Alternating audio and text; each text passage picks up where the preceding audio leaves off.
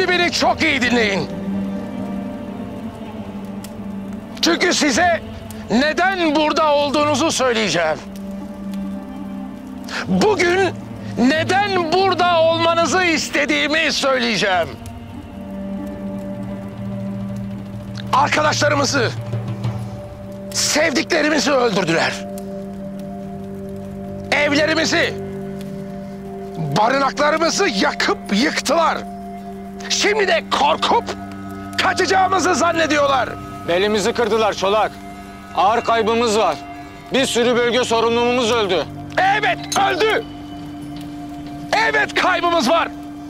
Çünkü bu bir savaş. Ne yapalım yani? Topuklarımızı kıçımıza vura vura kaçalım mı?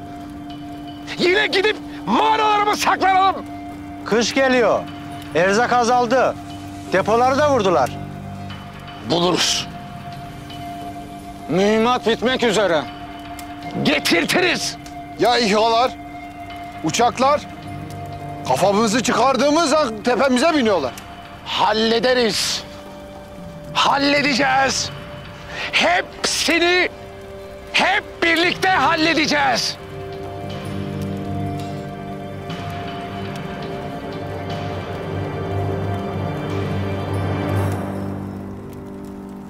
Kaç zayiat var? En son saydığımızda 264'tü Çolak. Belki daha fazla olabilir. 264.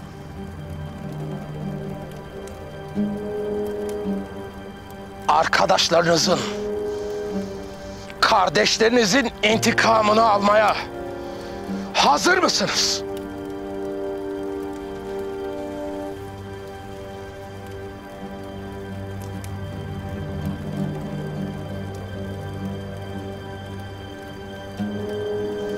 Türk bayrağının yerine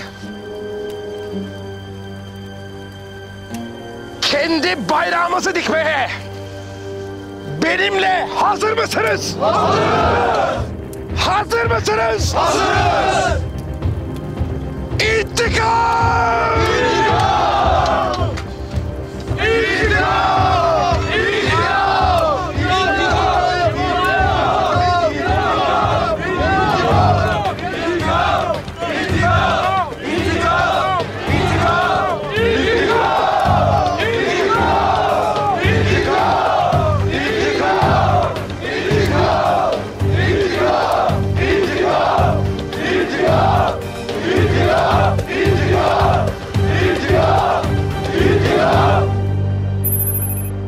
Düz devam edin, böyle buyurun.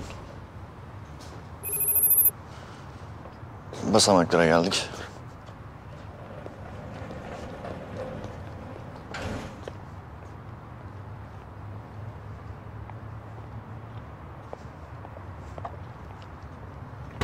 Basamaklara geldik. Bir basamak daha var.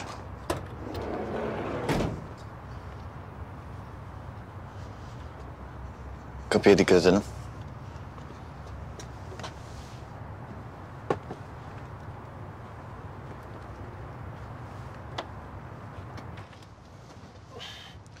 İyi akşamlar.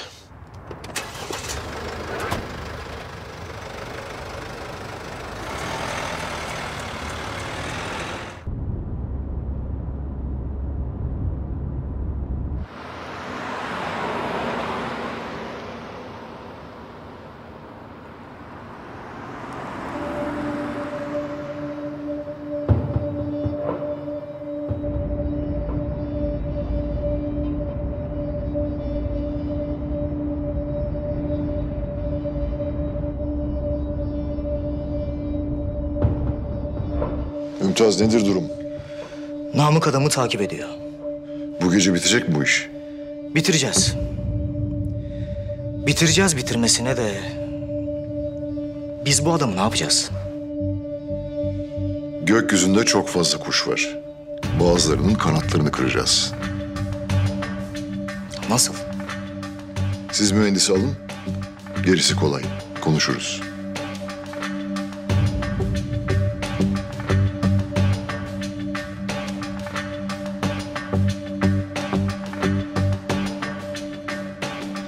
Namık ne yaptınız?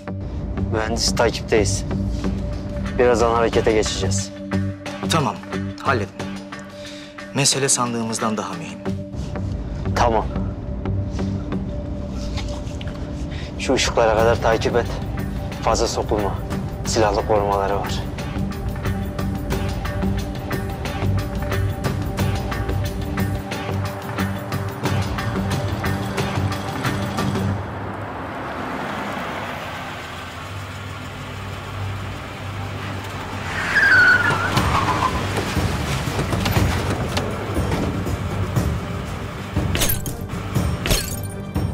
Ne oluyor?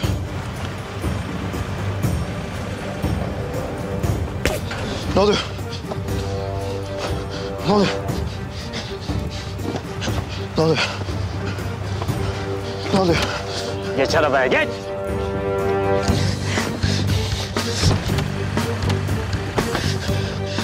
Kimsiniz siz? Sus! Konuşma. Gelen giden var mı? Yok. Arabayı değiştirelim çabuk. Nereye götürüyorsunuz beni? Sus! Konuşma.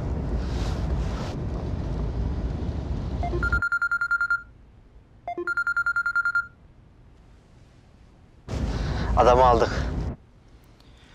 Adamı almışlar. Buraya getirsinler. Sabaha kadar gelirler değil mi? Gelirler.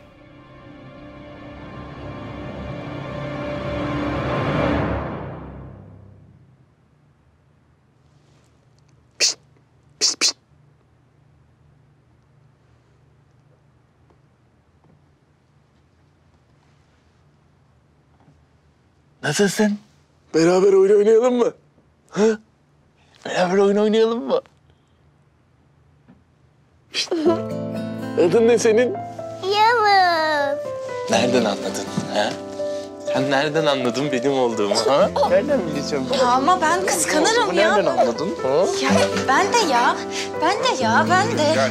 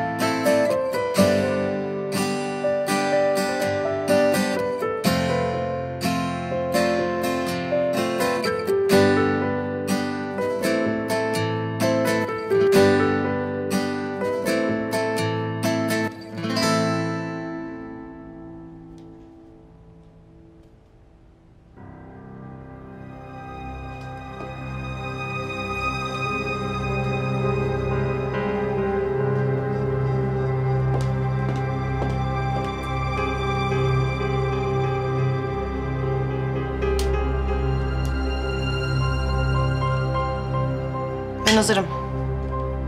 Otelin barınayı.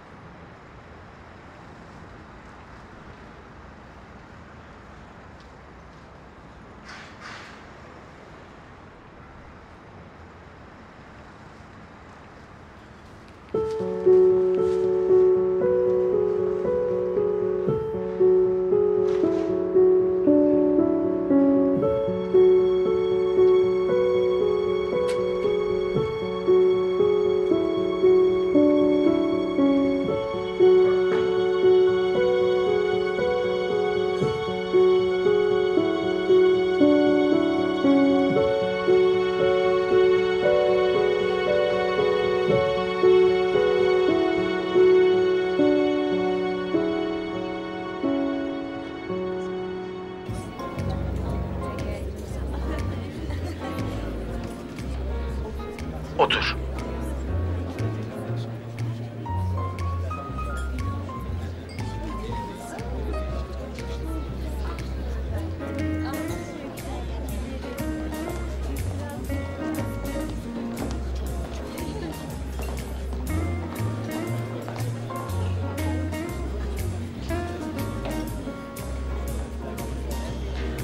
Hoş geldiniz. Ne alırsınız? Sert bir şeyler olsun. Peki efendim.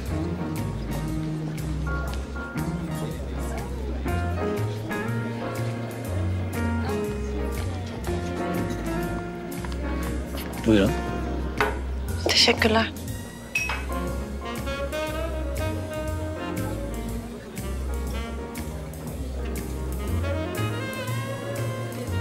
Saat 10 yönünde. Adamımız bu. Mavi gömlekli.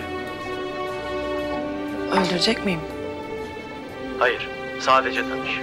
Ama unutmayacağı bir tanışma olmalı. Etkilemem mi gerekiyor yani? Senin için zor olmayacaktır.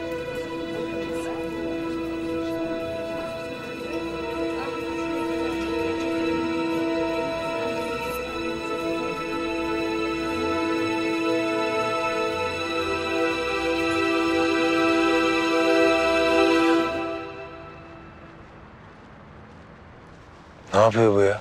Ne işi var ki eczanede? Niye aldı onca şey? İlaç falan desem hepsi taburda var. İşleri iyice antin kuntine bağladı aga. Buraya bakıyor, saklan.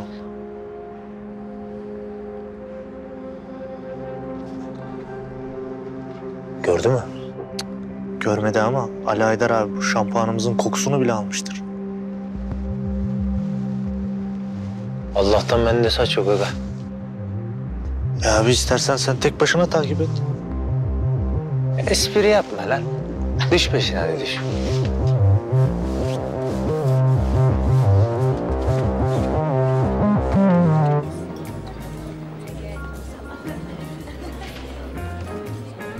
İyi akşamlar. Size de. Bir içki ısmarlayabilir miyim?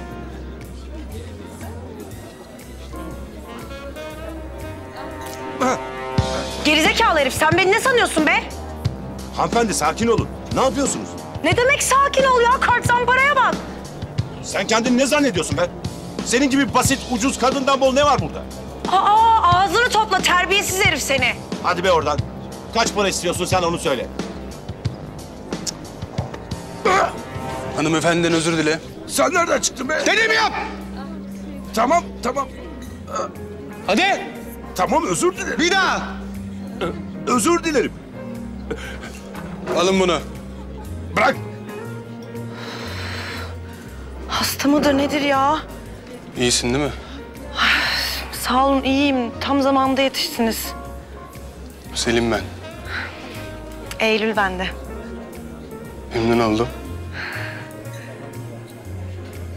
Aa, dövmeniz ne kadar ilginç. Medusa değil mi? Mitolojiye meraklısın demek. Sanat tarihi okudum ben. Aa, içki içip sanat tarihinden konuşmaya bayılırım. Öyle mi? Ne güzel. Fazla uzatma, çık hemen. Aa, unuttum. Benim bir rapor hazırlamam gerekiyor. Odama çıkmam lazım. Çok memnun oldum. Peki seni tekrar görebilecek miyim? Bilmem, kısmet neden olmasın. Çok teşekkür ederim tekrar.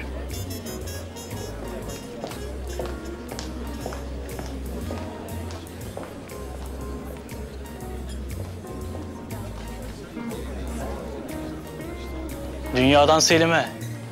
Şşt, Selim cevap ver. Çok hoş değil mi? Çok daha güzellerini gördük dostum.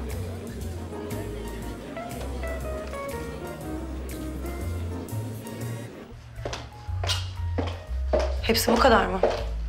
Şimdilik bu kadar. Gayet iyi gittin.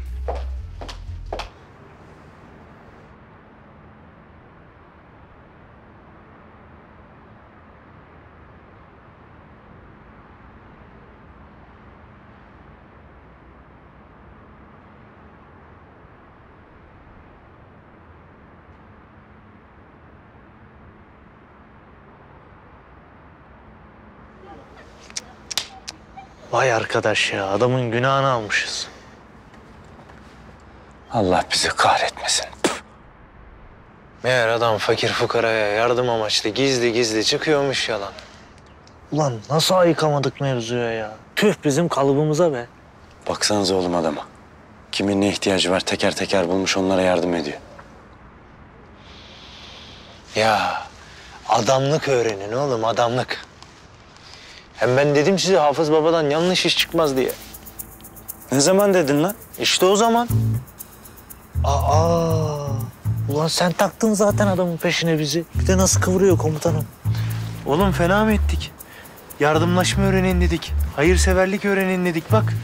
Allah Allah. Sen ömründe bunun gibi yan çizen adam gördün mü? Ya bırak Allah'ını seversen ya. Ya hadi gidek dondum kadasını aldım. Ulan Keşanlı yürü.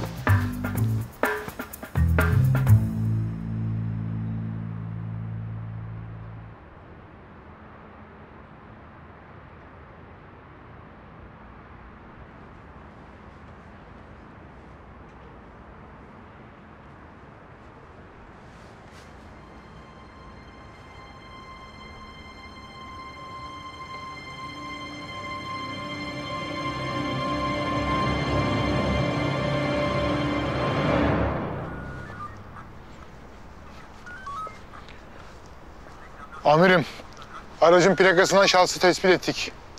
Araç Yüceler Türk diye birine özel tahsis edilmiş. Kim bu? Mühendismiş amirim. Türk Silahlı Kuvvetleri'nde de önemli projeler yürütüyormuş. Anlayacağınız durum acil. Tamam. Emniyet müdürüyle görüşüyorum ben şimdi. Peki amirim. Karabayır'ın orada adamı vereceğim size. Oradan sınırdan geçirirsiniz. Anlaştık. Hava aydınlanmaya yakın gireriz. Yoldayız.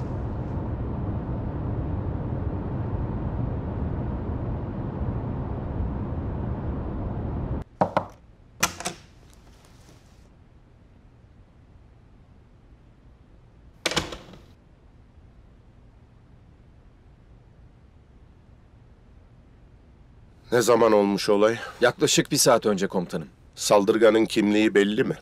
Polisler bütün güvenlik kameralarını, dükkan kameralarını, mobeseleri inceleyip bize saniye saniye haber gönderiyorlar komutanım. Yücel Bey çok üst düzey bilgilere sahip bir insan. Ulusal güvenliğimiz şu andan itibaren tehdit altında arkadaşlar. Derhal ilgili birimlere bilgi aktarılsın. Emredersiniz komutanım. Müsteşar Bey'i bağlayın. Emredersiniz komutanım.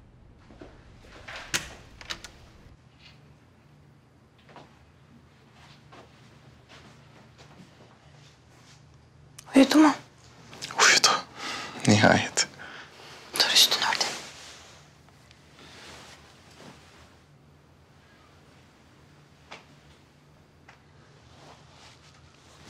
Gitme. Tamam, ne yapayım? Yat. Yatayım, hadi yatayım. Sen de gel. Ben de mi yatayım? Tamam.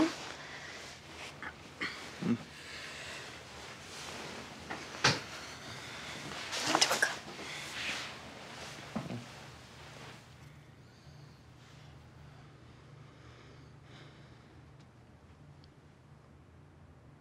Şarkı söyle bana.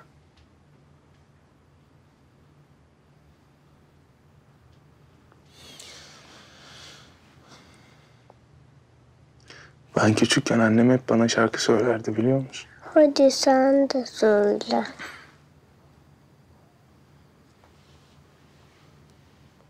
Gesi bağlarında dolanıyorum.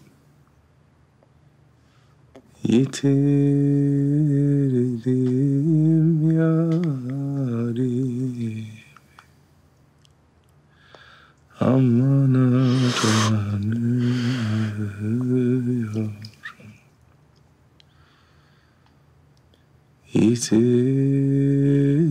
Yitirdim yârim. Aman aranıyorum. Mm-hmm.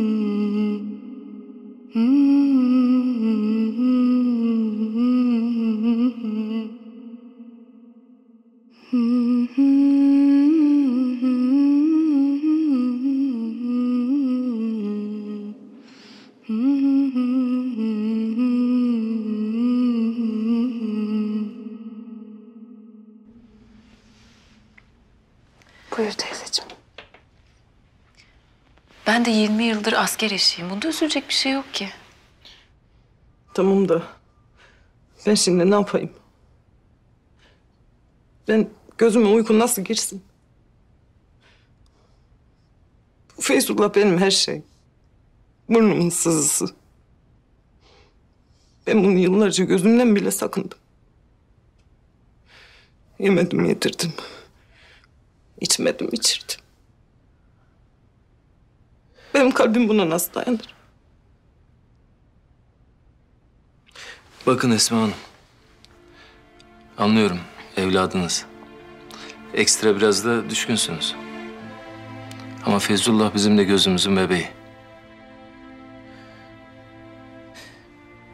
Komutan. Ben şimdi oğlumu alsam gitsem olur mu?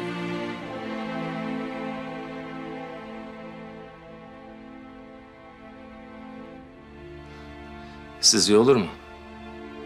Onlarca yıl, binlerce şehit verdik. Onların anaları ana değil miydi? Anaydı ya. Anacığım. Ben arkadaşlarımın, abilerimin yüzüne nasıl bakarım sonra? Ben ne yapayım oğlum? Ben ne yapayım? Oğlunla gurur duyacaksın. Yok. Benim oğlum bir şey de yapamaz ki, elinden bir şey gelmez ona. Sizin bu oğlunuzun kaç tane hayat kurtardığını biliyor musunuz? Feyzullah. Evet. Kaç tane masum insanın hayatını kurtardı? Kaç tane mazluma umut oldu? Bayrağımız için, birlik ve beraberliğimiz için çekinmeden hayatını, canını ortaya koydu. Kusura bakmayın Esma Hanım. Bu ülkenin oğlunuza sizden daha çok ihtiyacı var. Sıkacaksınız dişinizi. Arkasından dua edeceksiniz. Gözünüzü yollardan ayırmayacaksınız. Ama sabredeceksiniz. Kolay mı? Değil. Hiçbir zaman da olmayacak.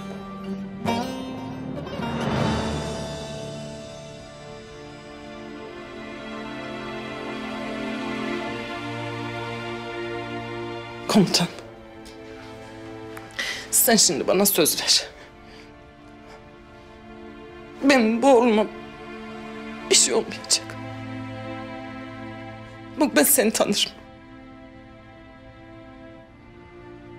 Bunun sözünü kimse veremez.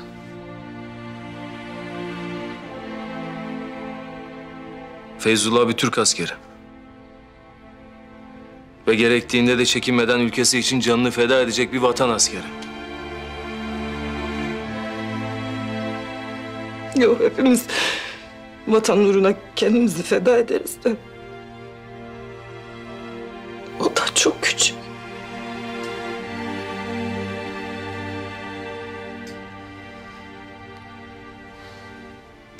Büyüdü o. Sen merak etme. Anacığım. Hadi ver şu güzel elinde bana hakkını helal et ha. Hadi. Ben sana vuracağım, elim kırılaydı oğlum. Sen de bana hakkını helal et.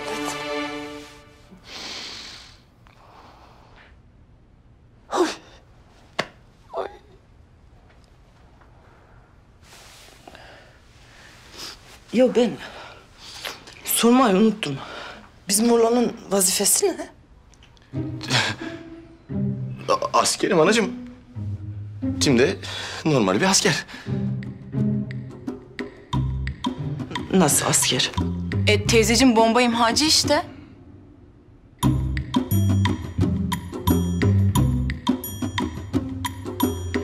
Bu patlayan bombadan. Patlayan bomba. Anne.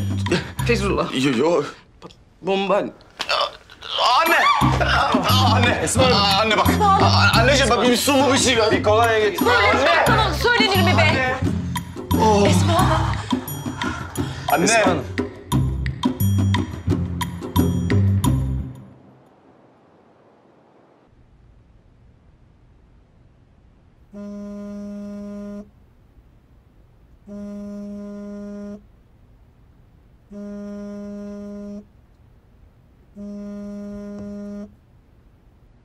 Efendim komutanım.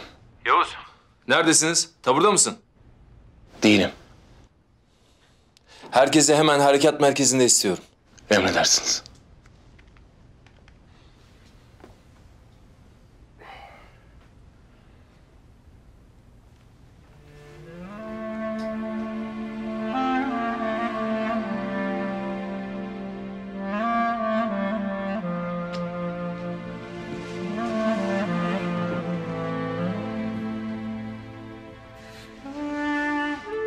Ne oldu? Benim acil çıkmam lazım. Sen yat uyu. Olmaz öyle şey.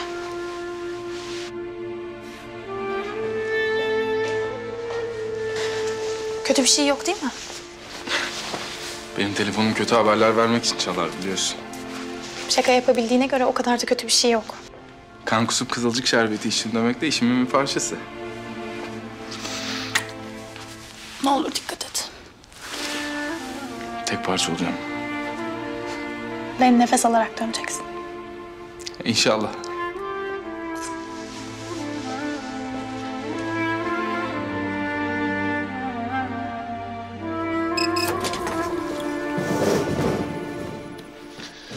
Günaydın arkadaşlar. Sağ ol.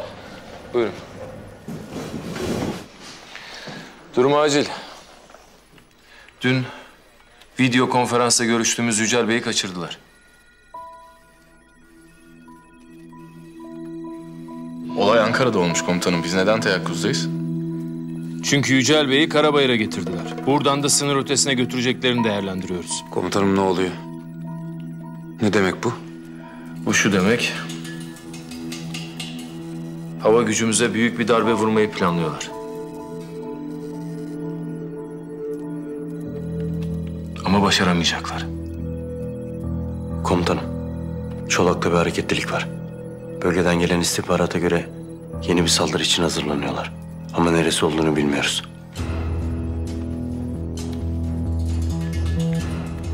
Bunların hepsi birbiriyle bağlantılı arkadaşlar. Bir şekilde hava taarruzu olmazsa daha rahat ilerleyeceklerini düşünüyorlar. Nasıl ilerleyecekler komutanım?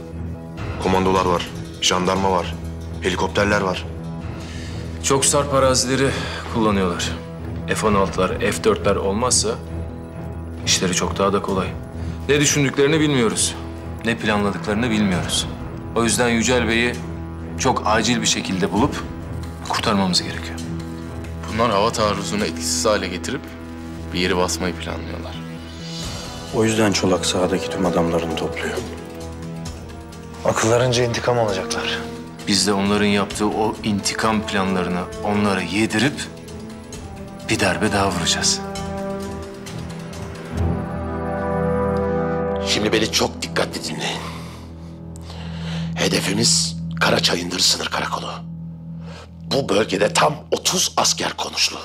Ve bölge tamamen onların kontrolü altında. Sen 50 adamla yukarıdan sızacaksın. Unutma, saldırıyı roketle ilk siz başlatacaksınız. Sen saldırı başladıktan sonra 20 adamınla karakoldan içeri sızacaksın. Merak etmeyin. Ben de 100 adamımla tam burada olacağım. Dışarıdan gelecek yardımları engellemek için. Anlaşılmayan bir şey.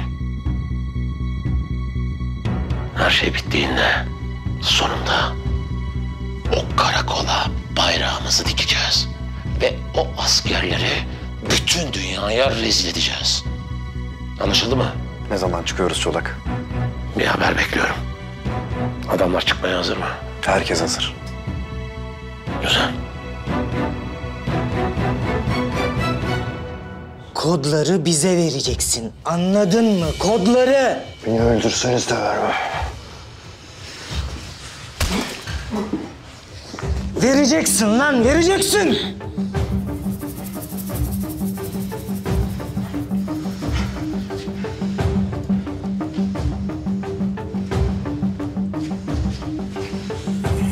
Tırnaklarını tek tek sökerim lan senin.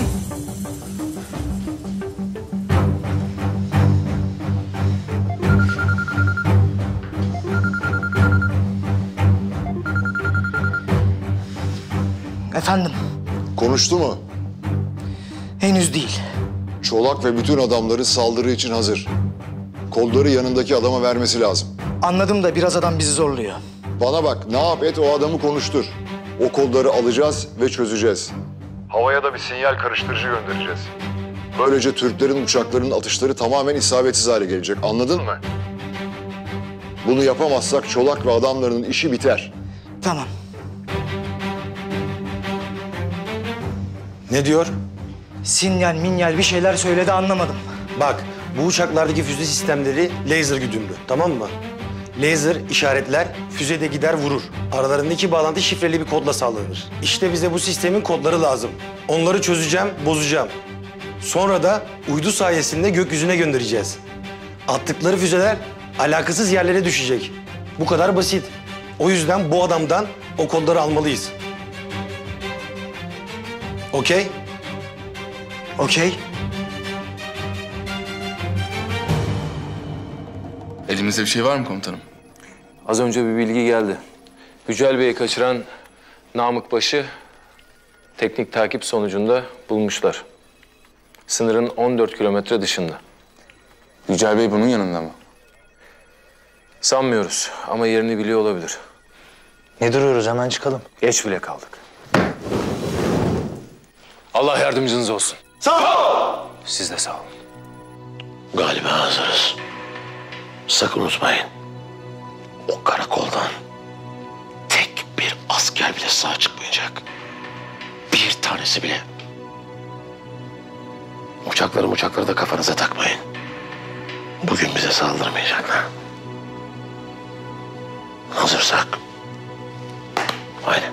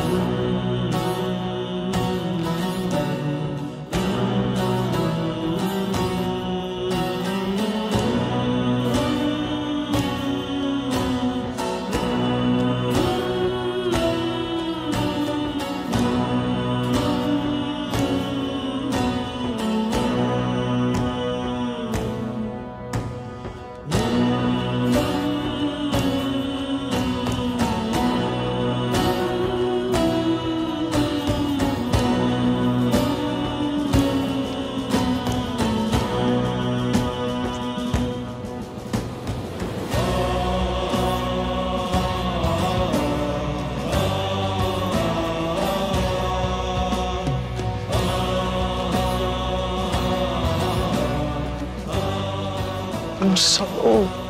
Ne yakışıklı olmuşsun. Maşallah.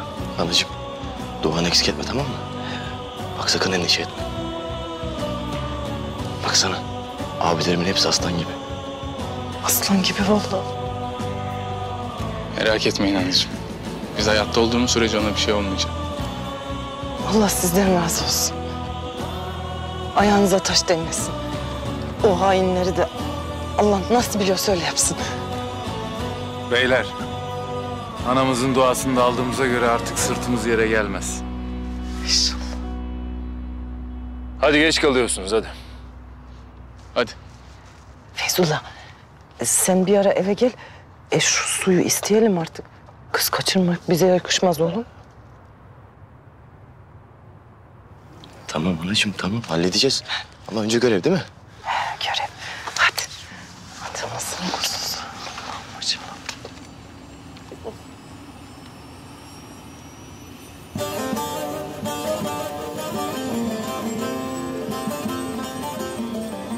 Komutanım.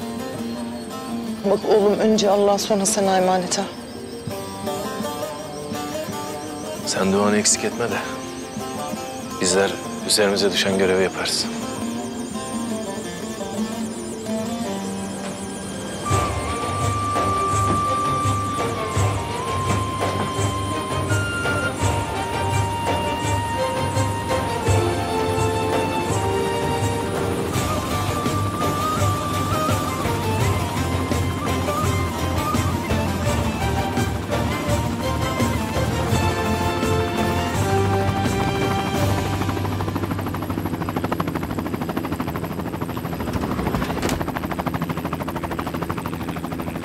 Erdem, biz de Bahar'ın yanına bırakabilirler mi acaba? Tabii. Tabii bırakırız.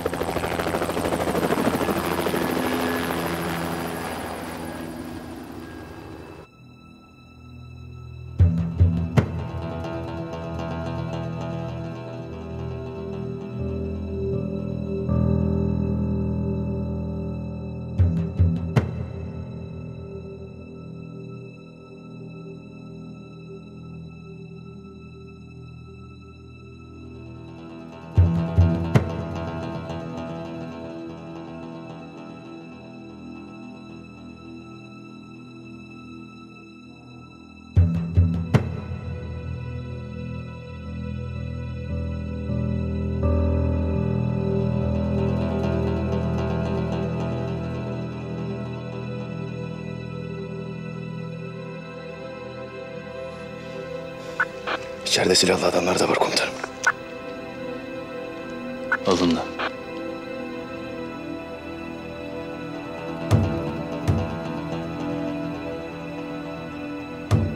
Hazır olun 3 deyince.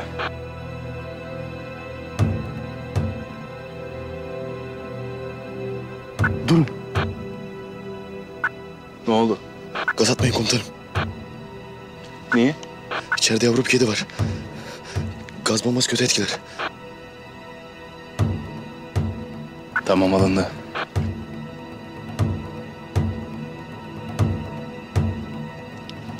Komutanım. O da Allah'ın yarattığı bir can. Bu koşullarda sivil sayılır. Ben gider alırım komutanım. Olmaz. Kapıdaki adamlar fark eder. Avcı. Kapıdakiler sende. Alındı. Yalnız kötü bir haberim var. Emredin. Tek atış hakkım var. İçeridekileri ürkütmememiz lazım. Anlaşıldı.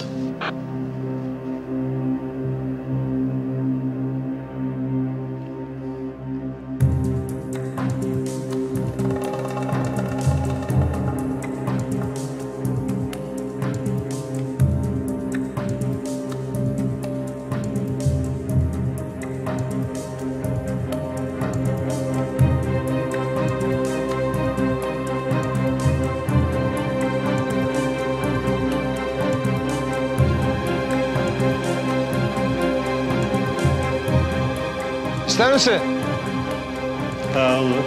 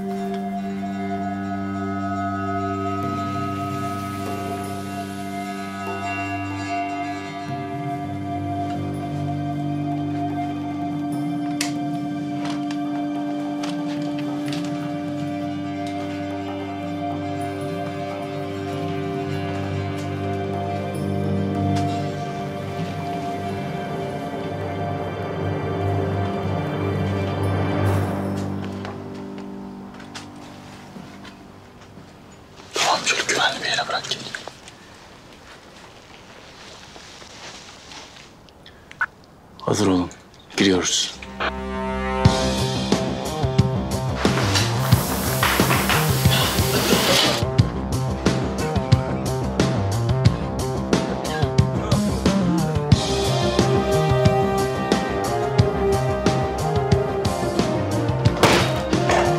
Bırak! Bırak!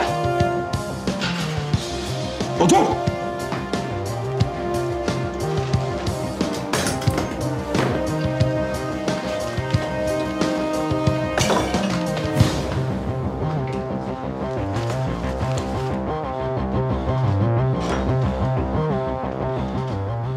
Adamımız bu komutanım.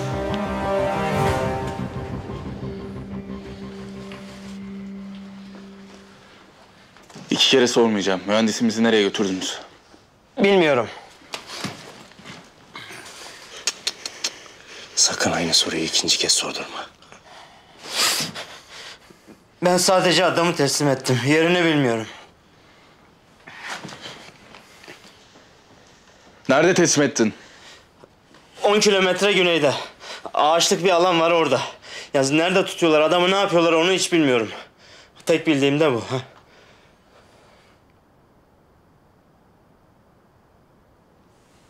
Kelepçeli.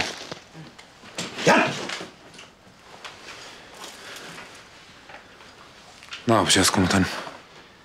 Hep beraber bilmediğimiz bir yere gitmenin bir anlamı yok. Biz burada bekleyeceğiz. Karapatak önden gidecek. Bir haber alırsa haber verecek. Ama yalnız gitme. Ben de gideyim mi komutanım? Hayır, Avcı ile gidecek. İkiniz. Emredersiniz. Emredersiniz komutanım.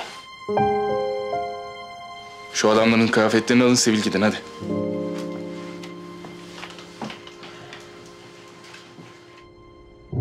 Meseleyi anladığını düşünüyoruz. Siz Türk istihbaratısınız ve sizinle çalışmamı istiyorsunuz, doğru mu? Doğru.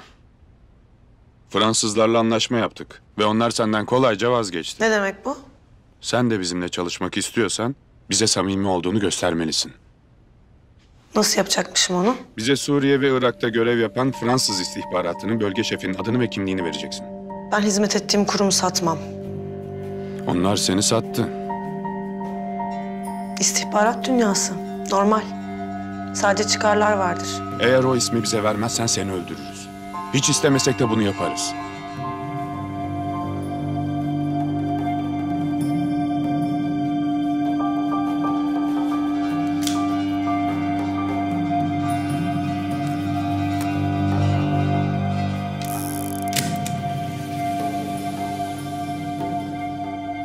O ismi bize ver.